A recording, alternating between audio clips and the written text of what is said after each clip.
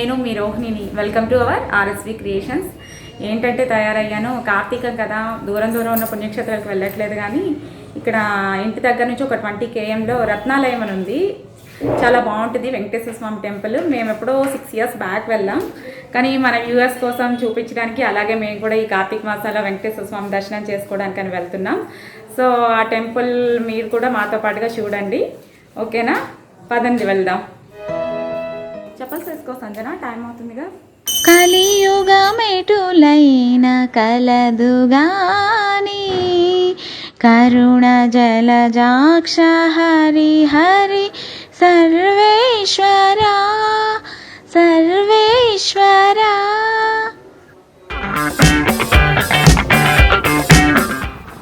హైదరాబాద్ షామీర్పేట్ దగ్గర రత్నాలయం టెంపుల్ చేరుకోవడానికి ఆల్వాల్ రోడ్ మీదుగా మనం వెళ్తున్నాం. ఆల్వాల్ నుండి షామీర్పేట్కు స్ట్రైట్గా ఈ రోడ్ మీద వెళ్ళిపోవచ్చు. షామీర్పేట్ నుంచి మనకి హైవే స్టార్ట్ అవుతుంది. సో సిద్దిపేట, కరీంనగర్ బస్సెస్ అన్నీ కూడా ఈ రూట్లోనే వెళ్తుంటాయి అన్నమాట. ఆల్వాల్ తర్వాత బొల్లారం అనే ప్లేస్లో తోట ముత్యాలమ్మ అమ్మవారి మహిమాన్వితమైన గుడి ఇది కనిపిస్తుంది కదా.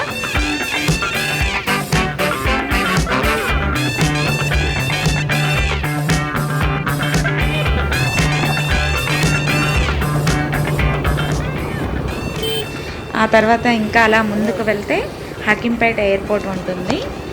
దగ్గర నుండి మరీ తీయలేదు నేను.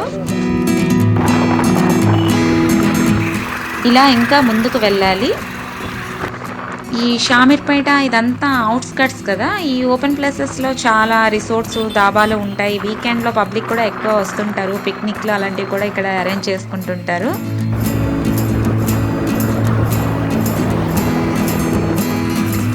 సో ఔటర్ రింగ్ రోడ్లోకి మనం ఎంట్రన్స్ అయిపోయాము. సో ఇక్కడ నుండి హైవే స్టార్ట్ అవుతుంది.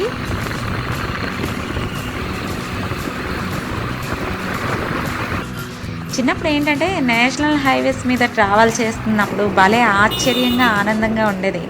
ఎందుకంటే హెవీ లోడ్తో వెళ్తున్న పెద్ద పెద్ద వెహికల్స్, డిఫరెంట్ షేప్తో ఉన్న వెహికల్స్, తోకలారీలు కనిపిస్తుంటే భలే ఉండేది. అసలు సినిమా వాళ్ళకైతే యాక్షన్ సీన్స్కి హైవే రోడ్డు కన్నా ఇంకొక అద్భుతమైన ప్లేసే ఉండదని నాకు అనిపిస్తుంటుంది. అయ్యో, నేను ఏదేదో చెప్పేస్తున్నాను. మనం గుడికి వెళ్తున్నాం కదా, దేవుడి మీద మనసు నిలబెట్టాలి. అంత వేగంగా మనసు నిలబడదు, కానీ ట్రై చేయాలి.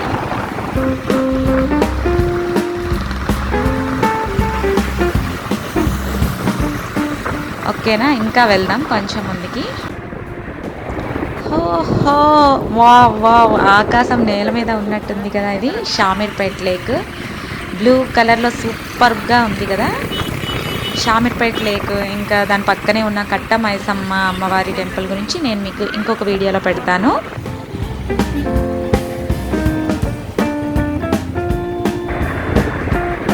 షామీర్పేట్ లేక్ నుండి కేవలం 2 kilometerల దూరంలోనే రత్నాలయం టెంపుల్ ఉంటుంది. మనం రైట్ టర్న్ తీసుకుంటే ఆర్చ్ కనిపిస్తుంది.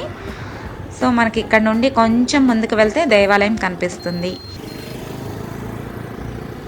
ప్రశాంతమైన ప్రదేశంలో ఈ దేవాలయాన్ని నిర్మించారు. గోపురం చాలా బాగుంది కదా. కొబ్బరికాయలు, పూజ సామాగ్రి ఎంట్రన్స్లో అమ్ముతారు. సో మనం అక్కడ కొనుక్కోవచ్చు. ఇక్కడ కొబ్బరికాయలు కొట్టే ప్రదేశం.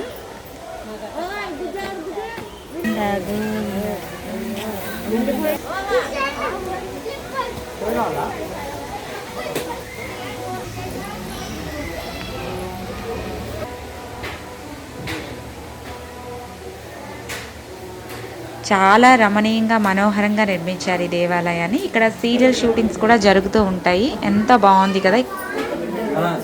మెట్లెక్కి ముందుకు వెళ్తే వినాయకుడి గుడి ఉంటుంది. ముందుగా మనం అక్కడ దర్శనం చేసుకుందాం.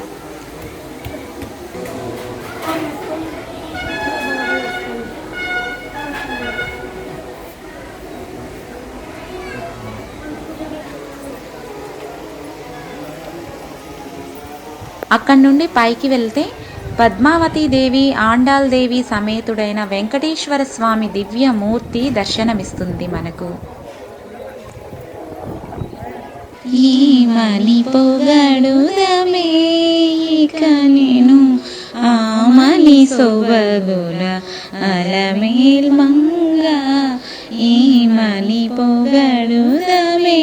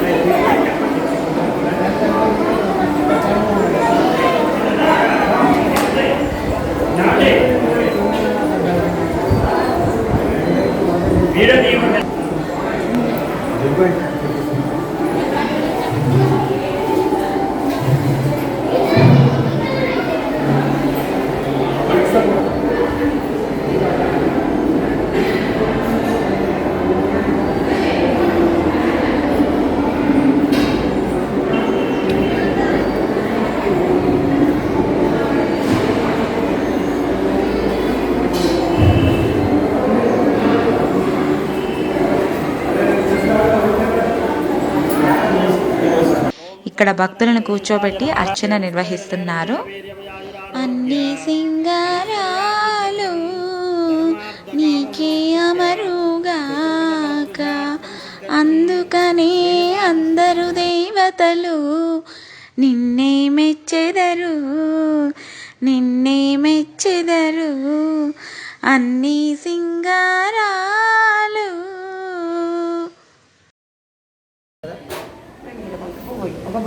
ఈ దేవాలయం గురించి అర్చక స్వామి మాటల్లో మనం విందాము.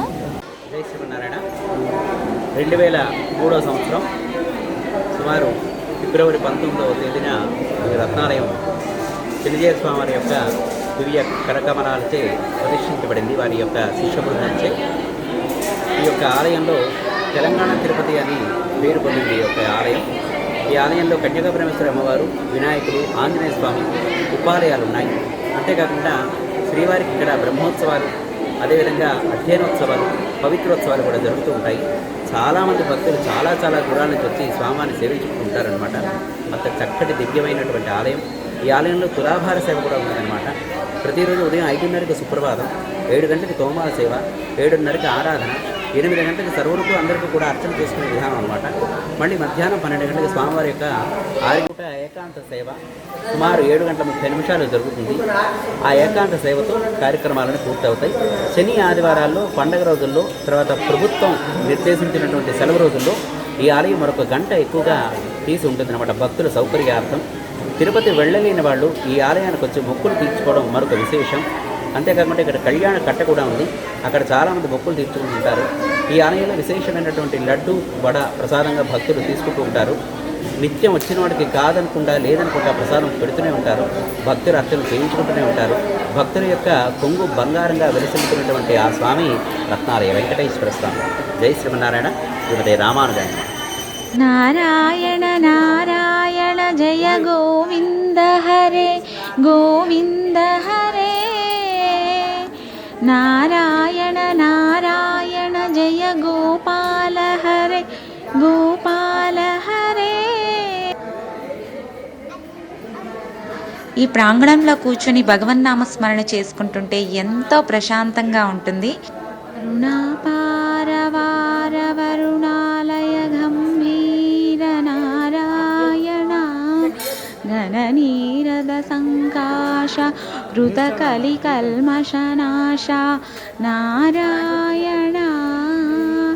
నారాయణ నారాయణ జయ గోవింద హరే, గోవింద హరే.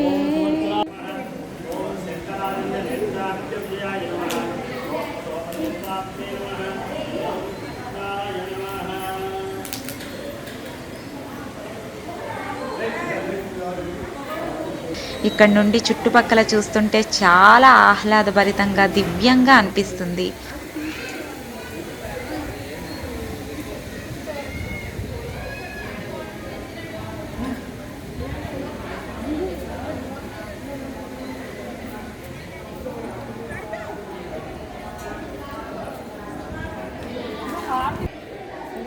ఇంకా ఇక్కడ వాసవి కన్యకా పరమేశ్వరి మాత కూడా దర్శనమిస్తుంది మనకు.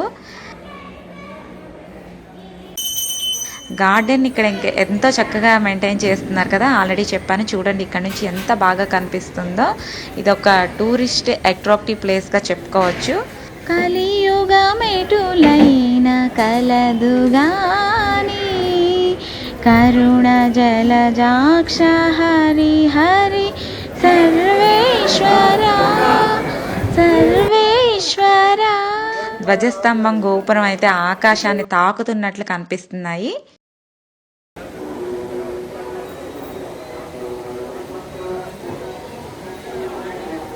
యజ్ఞశాలలో క్రతువులు నిర్వహిస్తుంటారు. దాని పక్కనే చూడండి, పద్మపు ఆకారపు ఈ కొలనులో బాలకృష్ణుడు కాలింది సర్పంపై ఆనందంగా నాట్యమాడే విగ్రహాన్ని ఏర్పాటు చేశారు. భాగవతంలోని ఈ దృశ్యాలను మనం పిల్లలకు ఈ విగ్రహాన్ని చూపించి ఈ దృశ్యాలను మనం పిల్లలకు చక్కగా వివరించవచ్చు. శ్రీదేవి భూదేవి సమేతుడై శేషతల్పంపై కూర్చుని ఉన్న విష్ణుమూర్తి విగ్రహం కూడా ఏర్పాటు చేశారు. దీనికి ఫౌంటైన్ ఉంది, ఎంతో చూడముచ్చటగా ఉంది కదా. ఆ పక్కన పిల్లలు ఆడుకోవడానికి వీలుగా పార్క్ ఏర్పాటు చేశారు.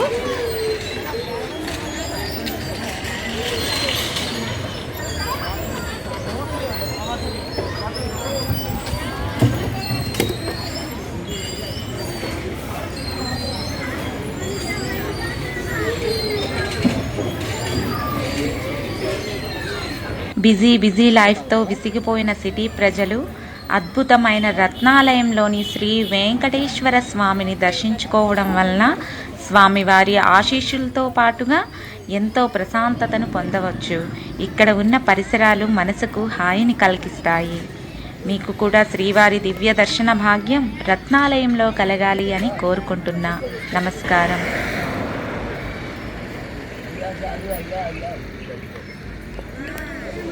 Ah,